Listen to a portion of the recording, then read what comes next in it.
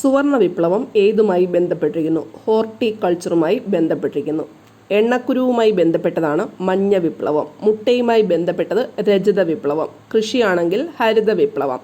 രണ്ടാം ഹരിത വിപ്ലവം ടെക്നോളജിയുമായി റിലേറ്റഡ് ആണ്. ഇതിനെ പ്രോട്ടീൻ വിപ്ലവം അഥവാ ഉയർന്ന ഉൽപാദനവുമായി ബന്ധപ്പെട്ട വിപ്ലവം എന്ന പേരിൽ അറിയപ്പെടുന്നു.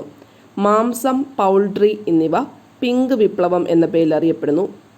അതുപോലെ തന്നെ തക്കാളി ആണെങ്കിൽ റെഡ് വിപ്ലവം. മൊത്തത്തിൽ കാർഷിക മേഖലയിലുള്ളതാണെങ്കിൽ മഴവിൽ വിപ്ലവം എന്നറിയപ്പെടുന്നുണ്ട്. പഴം, പച്ചക്കറി, തേനാണെങ്കിൽ ഗോൾഡൻ റവല്യൂഷൻ ആണ്. ഗോൾഡൻ ഫൈബറുമായി ബന്ധപ്പെട്ടത് ചണം ആണ്. ഉരുളക്കിഴങ്ങാണെങ്കിൽ റൗണ്ട് റവല്യൂഷൻ ആണ്. സിൽവർ ഫൈബർ ആണെങ്കിൽ പരുത്തി. ദെൻ കൊക്കോ, തുകൽ ഒക്കെ ബ്രൗൺ റവല്യൂഷൻ എന്നറിയപ്പെടുന്നു. വളത്തിനെ കുറിച്ചുള്ളതാണെങ്കിൽ ഗ്രേ റവല്യൂഷൻ എന്നറിയപ്പെടുന്നു. ദൈവം എന്ന പദത്തിൽ നിന്നാണ് തെയ്യം എന്ന പദം ഉണ്ടായത് എന്ന് അഭിപ്രായപ്പെട്ടത് ഹെർമൻ ഗുണ്ടർട്ടാണ്. കോലത്ത് നാടിൻ്റെ അനുഷ്ഠാനമായിരുന്നു തെയ്യം. തെയ്യത്തിനകത്ത് ഉപയോഗിക്കുന്ന ഉപകരണങ്ങളാണ് ചെണ്ട, വീക്കുചെണ്ട, ഇലത്താളം.